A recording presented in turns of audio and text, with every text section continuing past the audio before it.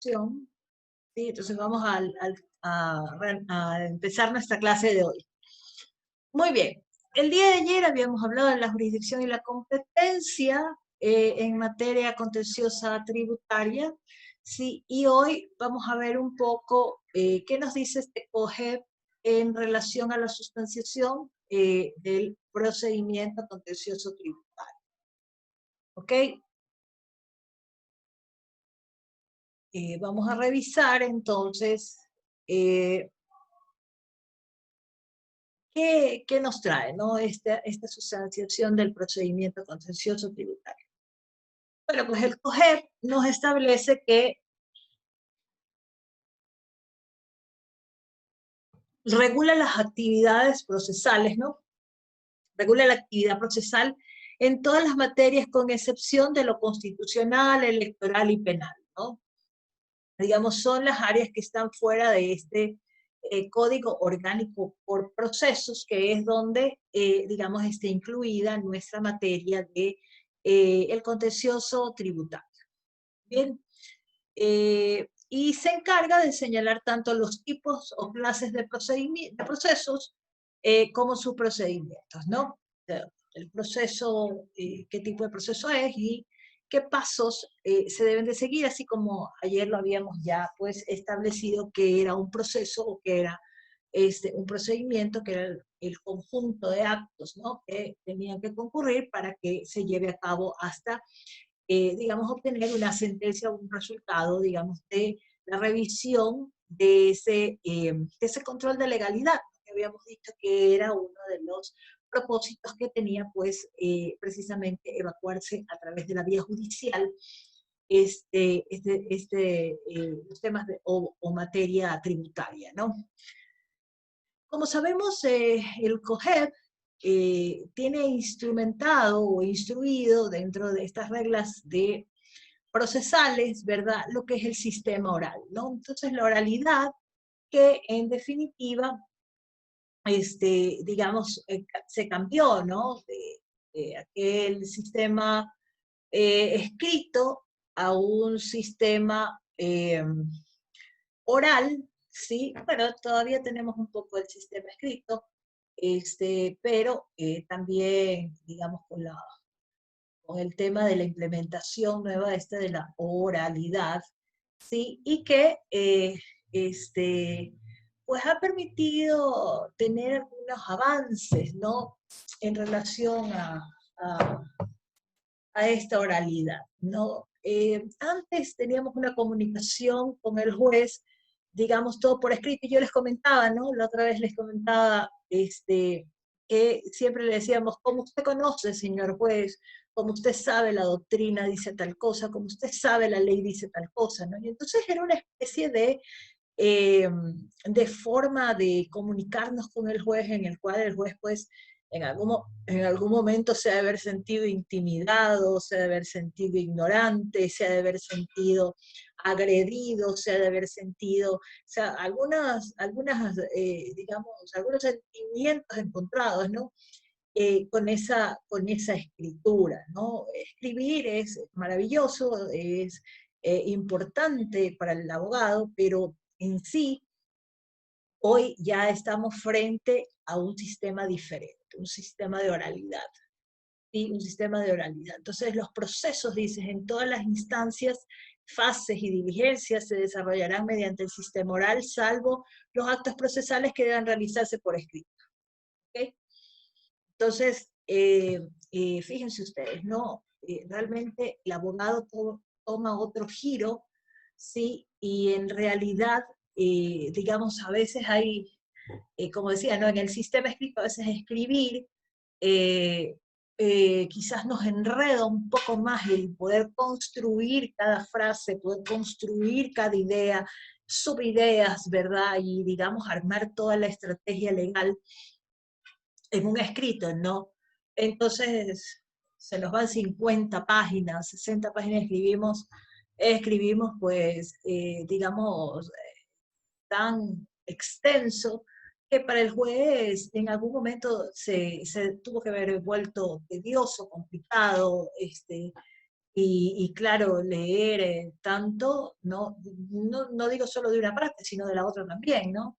Y las providencias que el mismo juez tiene que enviar, y ustedes verán que hay sentencias que son bastante extensas, como las de la Corte Constitucional, ¿no?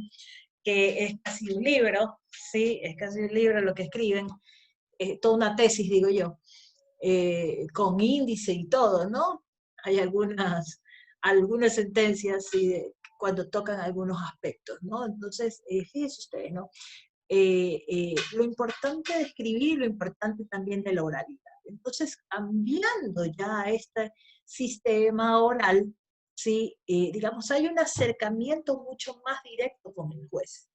¿Sí? De hecho, la etapa, digamos, en el que el sistema era escrito, casi siempre los abogados teníamos que decir, oiga, señor juez, ¿será que usted puede escucharme?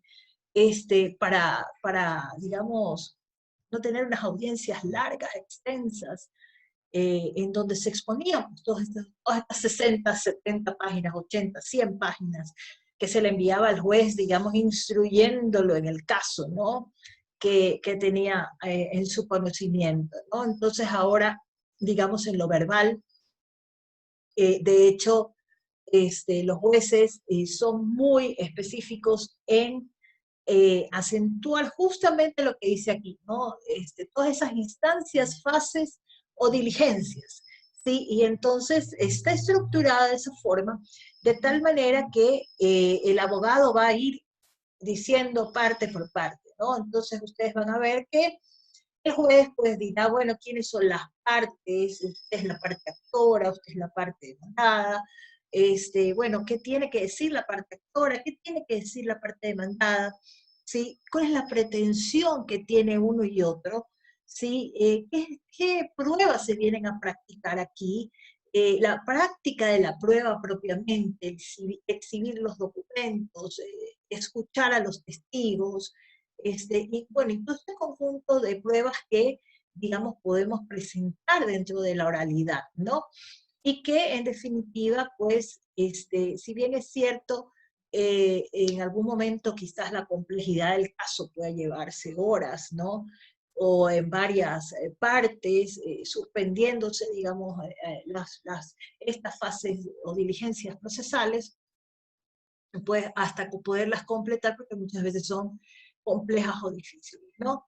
Pero en todo caso, la oralidad ha venido a cambiar, ¿sí? Y ha venido, digamos, a poder instruirnos de ese principio de agilidad procesal, ¿no?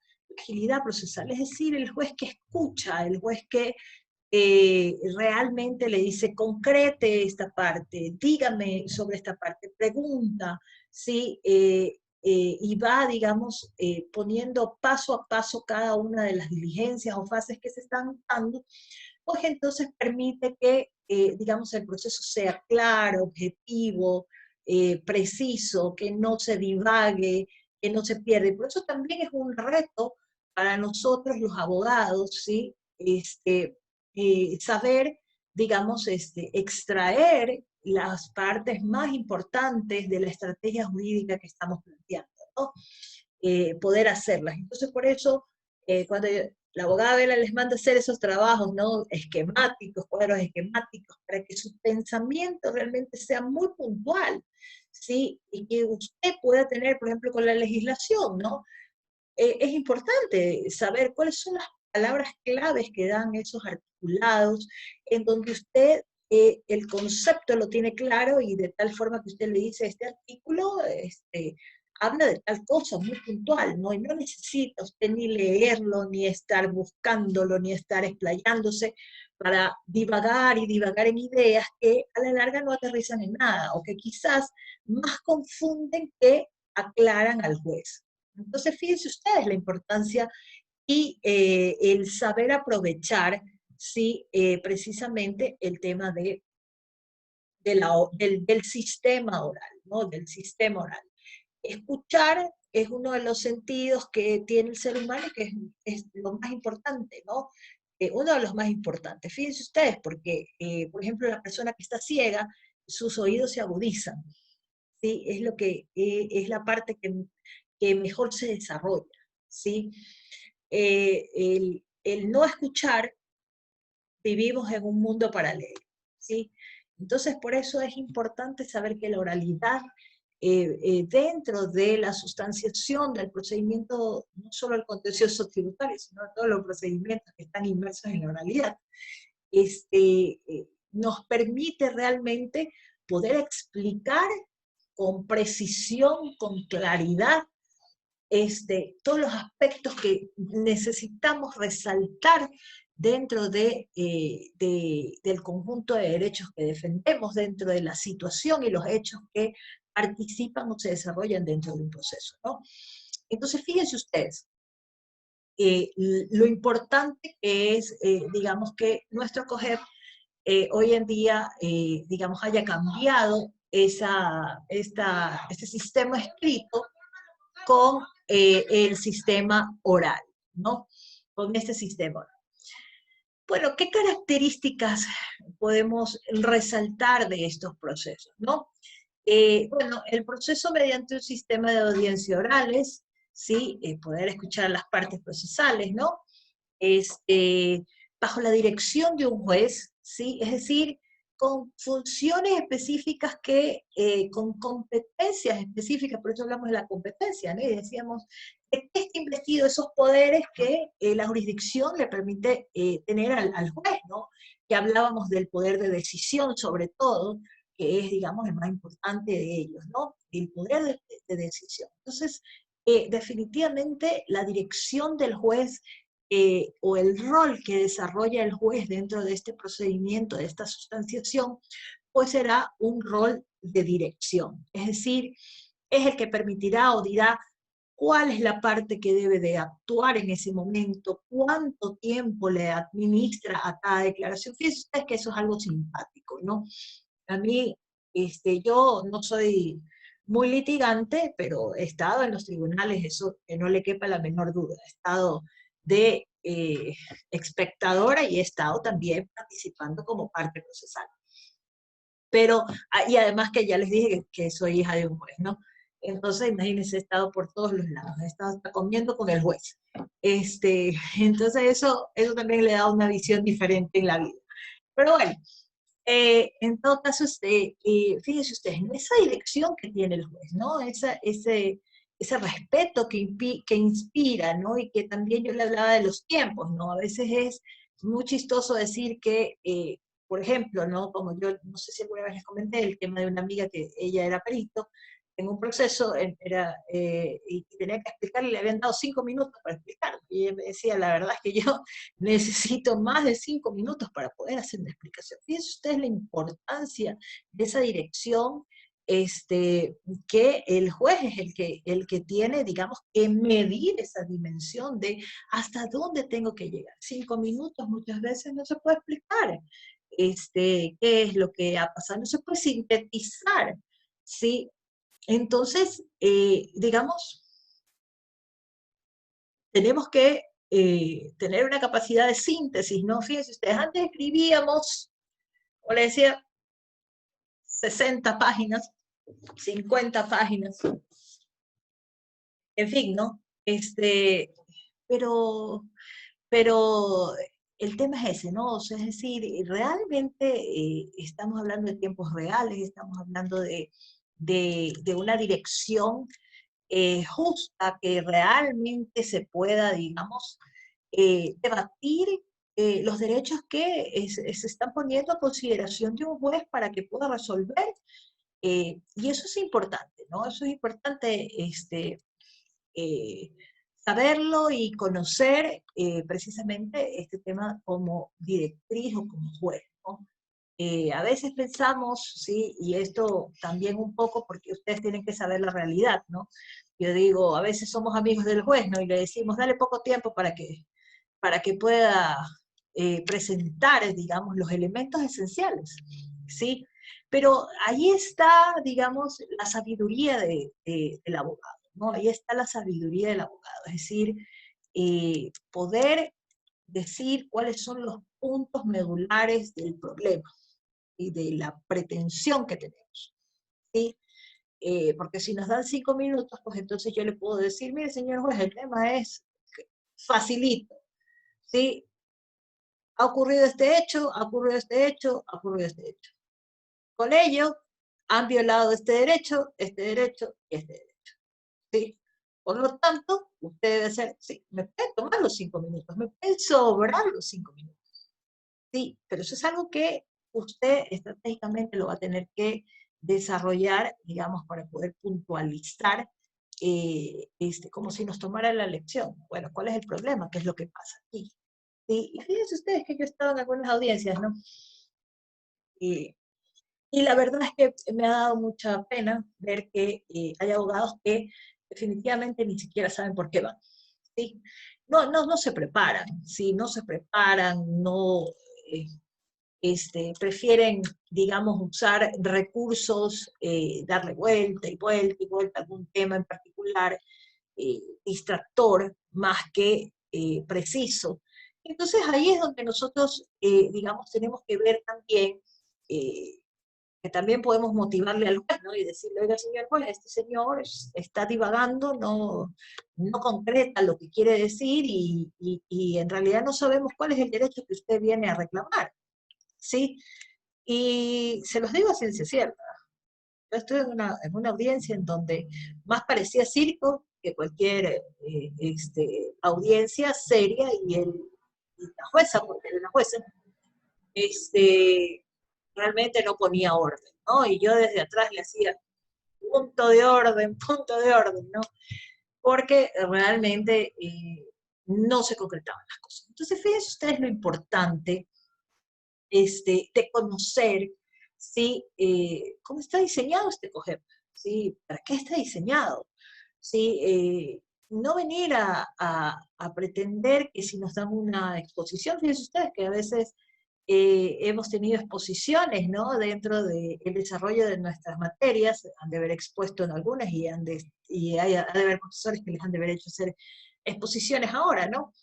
Y en definitiva, a veces vemos que se divaga mucho o que se repite, fíjense ustedes. Entonces nos queremos aprender de memoria, ¿sí? Y el abogado que realmente conoce y ha estudiado, fíjense ustedes lo que les digo, ha estudiado el caso.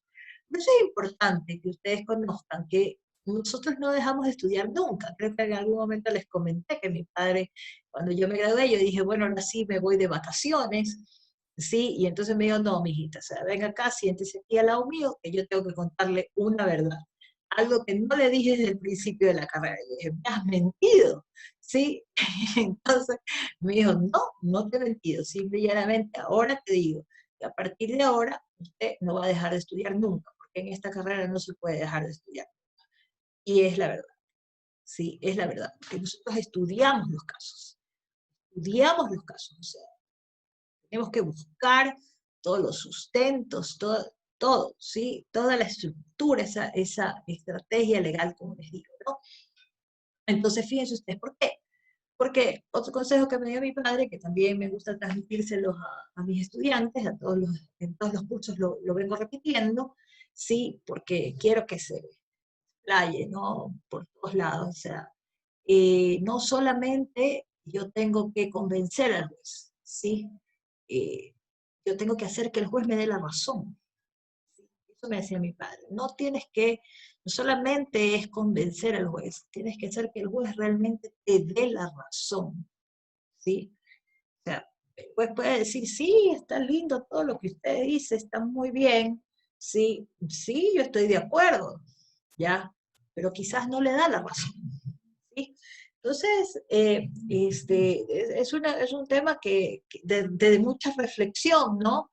De mucha reflexión y entonces eso, pues, en definitiva, al menos en lo personal, es lo que, digamos, siempre me ha eh, llevado a ser bastante, digamos, perfeccionista, ¿no? En el momento en el que tengo que armar una estrategia jurídica, en donde yo diga, aquí tengo que cerrar este ciclo de tal forma que no le quepa la menor duda al juez en darme la razón, ¿sí? Ese es el objetivo que hay que cumplir.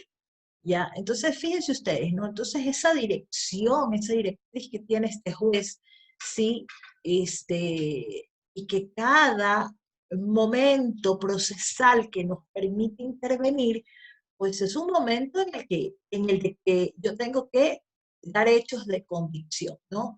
Que yo conozco y domino el tema, que yo conozco y sé que lo que estoy diciendo está absolutamente fundamentado, absolutamente comprobado, absolutamente seguros de que esos derechos son los que se han violado, ¿sí? Porque sí ha pasado el caso en el que lamentablemente hay redacciones, ¿no?, de esas demandas que no hacen ese match, ¿sí? Usando los anglicismos, ¿no? Realmente los detesto, pero fíjense, se me salió ahora. Ese empate, ¿no?, que hay que hacer hecho, derecho, hecho y derecho, hecho y derecho. ¿Sí? Este es el hecho y este es el derecho que se afecta, ¿no? Entonces, eso es lo que tenemos, digamos, que plantear dentro de nuestra oralidad, ¿no? Y obviamente, para que el juez nos permita, digamos, eh, tener esa convicción, ¿no? De que le está llegando el mensaje, ¿sí? El mensaje en lo justo, ¿no? En la justicia. Se observarán los procedimientos y formalidades propios de cada proceso, pues obviamente ustedes saben perfectamente que hay una etapa de saneamiento, ¿verdad? Dentro de lo procesal, ¿sí? Y que se les pregunta a las partes, o sea, ¿hay algún vicio de nulidad o alguna nulidad que usted quiera invocar dentro de este proceso? Si no, continuamos, ¿no? Y uno tiene que contestarle al juez, ¿no? Y contesta ahí, no señor juez, sí señor juez. ¿No? Ese es el momento, es el espacio en el que nos permiten, digamos, invocar cualquier situación de esa naturaleza que esté afectando a nuestro procesado, ¿no? A nuestro proceso. Se observarán en todas sus actividades los principios generales del derecho procesal, ¿sí?, recogidos en la Constitución, en los instrumentos internacionales, en los derechos humanos, en el Código Orgánico de la Función Judicial y en el COGEP, ¿no? Ahí están todos los principios. Yo les mandé, creo que, a hacer un trabajo, los dejé puesto en la plataforma sobre los principios, ¿no? Los principios que rodean nuestro sistema procesal, ¿no? Ahí está el de oralidad, ¿sí? Está el de tutela efectiva, entre otros, el de agilidad procesal, ¿sí? Entre otros principios que, digamos, concurren en ese sentido, ¿no? Y bueno, y las garantías constitucionales, ¿no? Que siempre tenemos que tenerlas presentes, ¿no? También el tema de derechos humanos, ¿no? Los derechos humanos también están presentes y deben estar presentes en las garantías procesales que este juez nos va a dar dentro de la sustanciación del proceso, ¿no? ¿Qué clases de procesos tenemos? Bueno, pues son 7 de procesos orales generales, digamos, que nosotros podemos encontrar en nuestro COGEP, ¿no? Que son el ordinario, el sumario, el voluntario, el ejecutivo, el monitorio, de ejecución y el concursal, ¿no? Nosotros, yo les había explicado que dentro de este proceso vamos a estar viendo las acciones que le pertenecen al procedimiento ordinario o al procedimiento sumario, ¿no? Esos son los dos procesos que estarán inmersos dentro de la sustanciación del procedimiento contencioso tributario. ¿Qué diligencias podemos este, conocer dentro de este proceso? ¿No? Bueno, pues las diligencias preparatorias, ¿no? Lo que permite preparar el juicio o la actividad procesal, ¿sí? O las providencias preventivas que permiten asegurar los resultados. Fíjense ustedes, esto es lo que nos dice el COGEP, ¿no? Las diligencias preparatorias, que es cómo nos permite preparar el juicio o la actividad procesal, y las providencias preventivas que nos permiten asegurar los resultados, ¿no? Para eso sirven estas medidas preventivas, ¿sí? Es decir, que el juez de entrada pone medidas, ¿no? Precautelatorias, que ya las vimos, ¿no? También en el procedimiento de ejecución coactiva, ¿sí? Y también las mencionamos y dijimos, bueno, pues tiene que haber una caución para iniciar el ejercicio de la acción en la vía judicial, ¿sí? En donde, digamos, nos permite liberar las medidas precautelatorias que se han puesto, ¿no? El procedimiento contencioso tributario tiene acciones propias y se sustancian en procedimiento ordinario o en procedimiento sumario, como ya lo había explicado anteriormente. Es un proceso de conocimiento que tendrá como finalidad conocer y resolver asuntos de naturaleza contenciosa, ¿verdad? Es decir, contencioso lo que decíamos, ¿no? Que había una controversia, diferencias, este, contingencia, entre otros sinónimos, ¿no? Entonces, esa es, digamos, también parte de las características que, digamos, rodea a nuestro procedimiento contencioso tributario. Luego, tenemos unas características, ¿no?, de esos procesos, ¿no?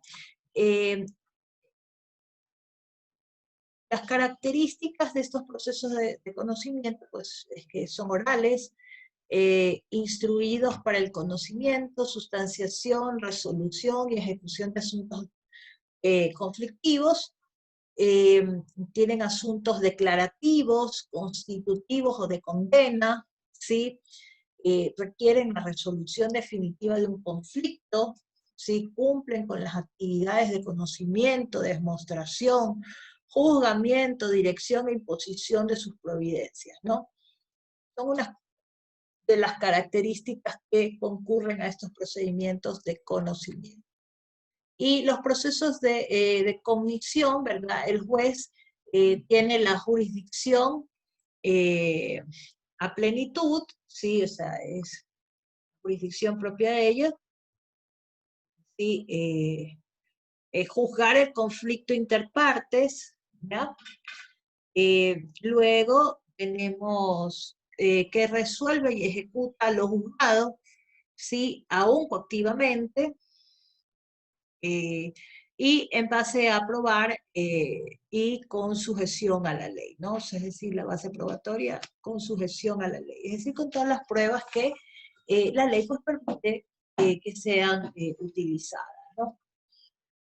Muy bien, eso en cuanto a lo que es esta sustanciación del procedimiento contencioso, ¿no?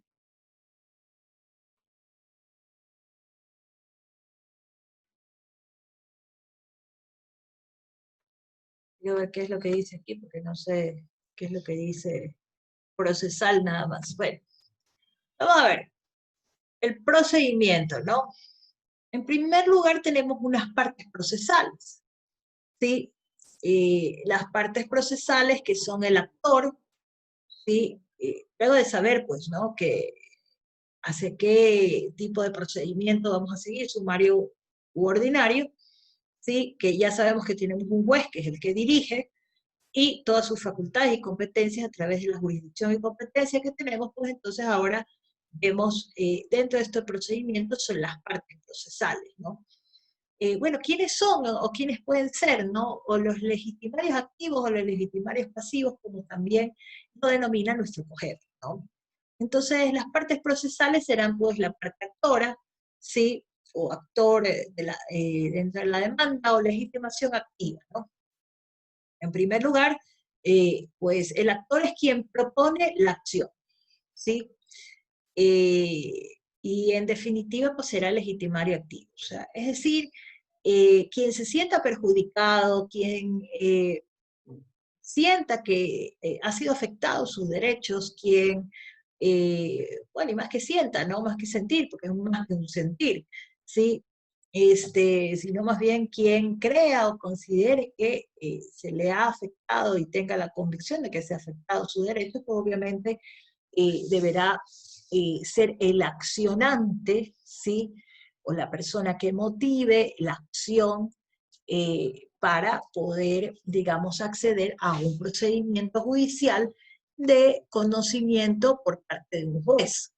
¿De qué juez? De su juez competente, o de su juez natural, o del juez que la ley establece, ¿no?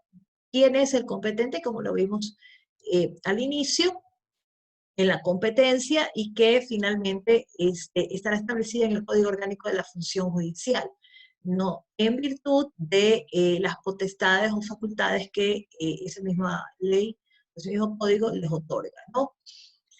Luego tenemos una parte demandada, ¿sí? Y bueno, en el caso tributario, pues hablamos de la administración tributaria, ¿no? Entonces será la autoridad que emana pues el acto o resolución que se impugna. En la mañana yo les comentaba a sus compañeros y les decía que ese proceso eh, estaba motivado, ¿sí? Un ratito, déjenme encontrar la hoja en donde anoté, aquí está, lo que les decía a sus compañeros, ¿no? Fíjense, yo les decía que cómo nace esta acción judicial o esta vía judicial, ¿no? Ya lo habíamos visto, ¿no? Decíamos, bueno, si yo presento un reclamo y tengo una resolución desfavorable, pues entonces esa resolución desfavorable yo la puedo impugnar en la vía judicial, ¿sí? No necesito, digamos, agotar la vía administrativa para poder irme a que sea, digamos, ejercida esta acción eh, por parte del actor, ¿no? O el contribuyente o el ciudadano afectado por la administración tributaria, sí, y va a poder acceder, digamos, a la vía judicial. No necesito agotarla en la vía administrativa.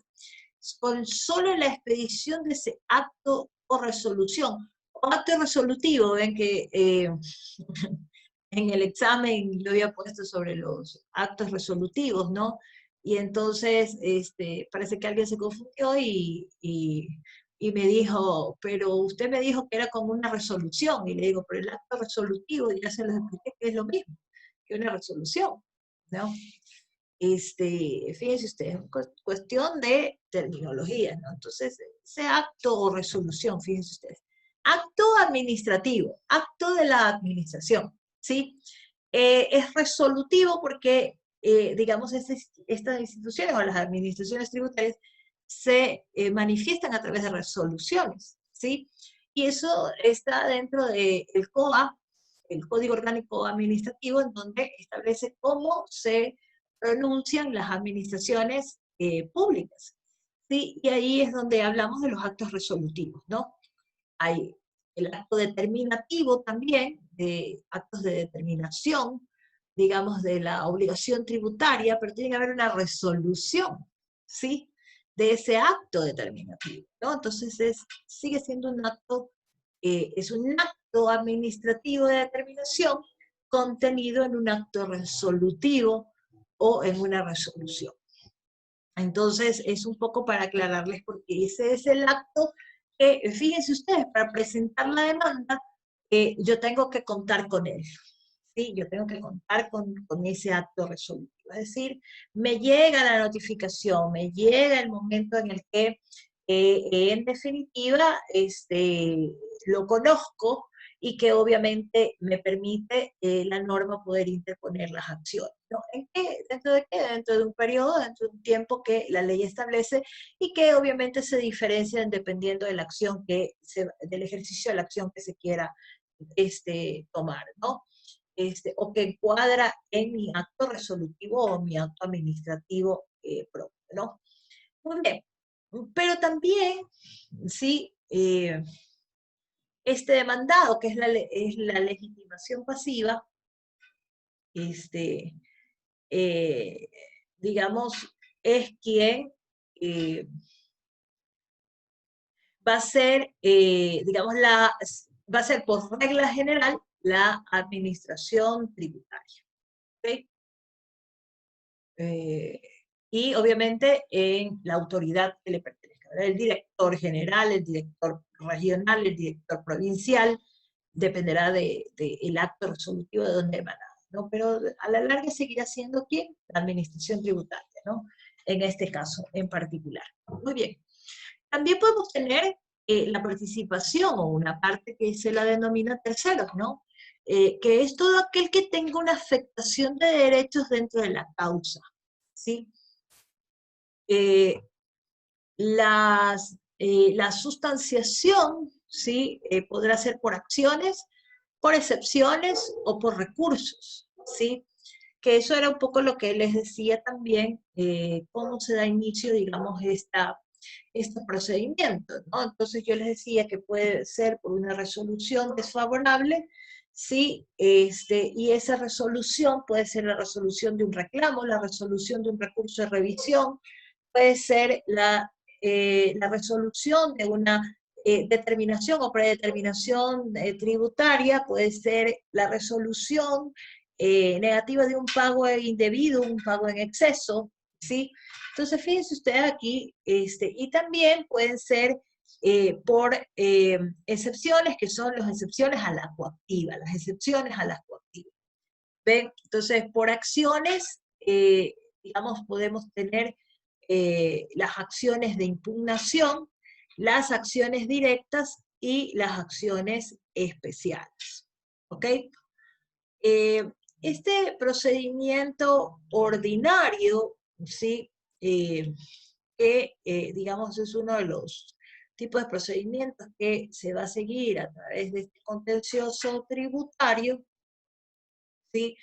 Es un juicio ordinario, entendido como contienda legal de intereses sometidas a la resolución de un juez, ¿no?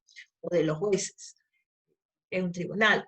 Es ordinario por ser común, formulado para el debate y resolución del más amplio y complejo número de hipótesis de controversias.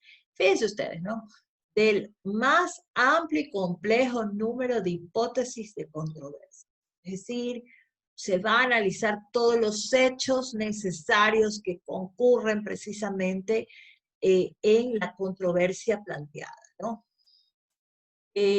¿Qué tipos de procesos tenemos, ¿no? En los ordinarios comunes, ¿no? Hipótesis generales, en los especiales, casos singulares o extraordinarios, ¿no? Digamos, eso es un poco lo que la doctrina los diferencia, ¿sí? En este caso de las acciones, perdón, del procedimiento, de los procedimientos ordinarios comunes o de los especiales, ¿no?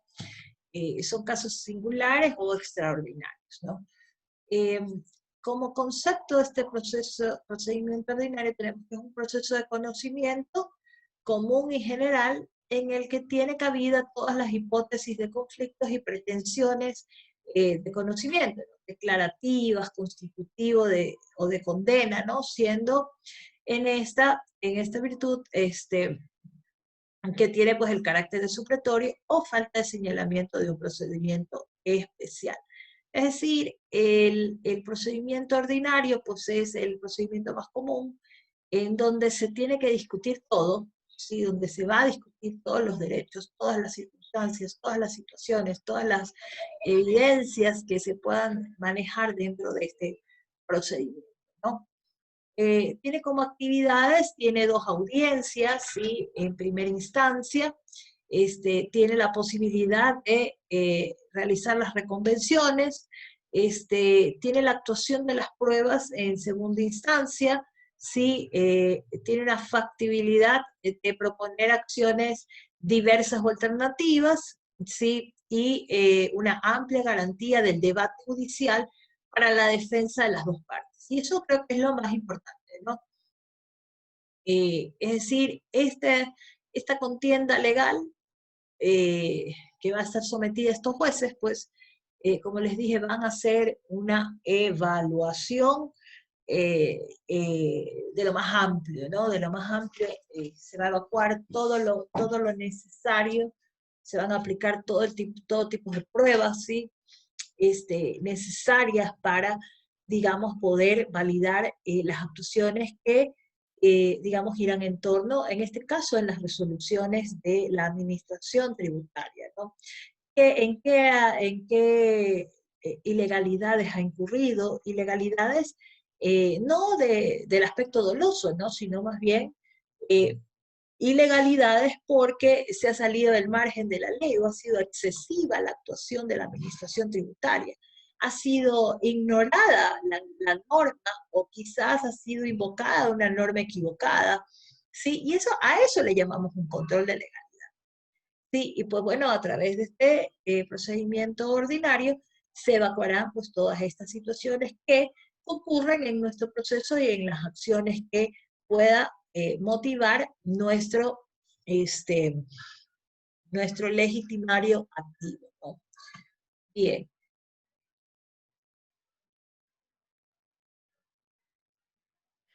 bien, nos vamos a quedar hasta ahí, porque ya estamos con el tiempo, ¿sí? Y, digamos, vamos a ver vamos a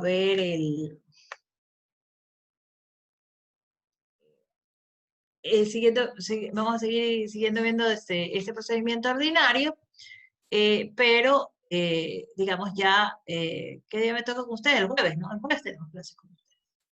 Entonces, el día jueves vamos a seguir viendo un poco el tema del procedimiento ordinario, ¿sí? Para, digamos, avanzar en nuestra parte del procedimiento contencioso tributario. Parece pequeño, pero sí vamos a tratar temas de prueba, vamos a tratar otros aspectos, ¿no? Que también involucran en nuestro proceso. Un poquito estamos viéndolo de manera general y de hecho, a medida que vamos a avanzar, nuestro sílabo, ¿sí? Les voy a enviar pues algunas lecturas que serán propias de, digamos, completar las ideas de este procedimiento sumario y el ordinario eh, en la materia tributaria, ¿sí? Bueno, en todo caso, como les dije, les voy a enviar, ya ahorita que me desconecte, voy a enviarles, por favor, no dejen de hacer las actividades que están planificadas dentro de la plataforma, eh, y voy a enviarles sus notas a fin de socializarlas, estén pendientes de la plataforma Moodle, a unos les llegará primero, a otros les llegará un poquito más tarde, a pesar de que este grupo es pequeño, pero, digamos, voy a enviarles los promedios que, digamos, me han dado resultado y de existir pues alguna inconsistencia o algún inconveniente, por favor, notifíquenme lo más pronto posible porque yo pretendo ya subir las notas de ustedes, ¿no? El tema de los exámenes, pues bueno, ustedes salieron bien, no tuvimos problema con ningún tipo de afectación en las notas, ¿no? Entonces, lo vamos a corregir, ¿no? Kelly. Doctora, ¿cómo está? Buenas noches. Yo le estuve enviando mensajes y hoy día me atreví a enviarle un correo referente justo al tema de las asistencias. Sí, sí, ya el tema de las asistencias también lo voy a verificar ya después de que les mande las notas. Así que no te Ya preocupes. muchas. Sí recibí tu correo, no te preocupes, que lo tengo recibido y lo tengo pendiente para revisarlo, ¿ya? Déjame terminar con las notas y ahí porque también eso a mí me certifica que han hecho pues todos los trabajos, ¿no? ¿Ok? Entonces, bueno chicos, un gusto haberlos visto, como siempre, gracias por asistir, por estar en la clase, siempre lo agradezco. Sí, estén pendientes, digamos, a todos nos vemos el día jueves. Que descansen y que, digamos, sigan sus clases para quienes continúan con clases, ¿no? Pórtense bien, como siempre les digo. Y esperen sus mensajes, ¿no? Que ya los voy a ir enviando poco a poco, ¿ya? Cuídense mucho. Chao, chicos. Gracias, Miss. Chao. Gracias a Doctora, ustedes. pase Chao, bien. Miss. Bye, Gracias. cuídese.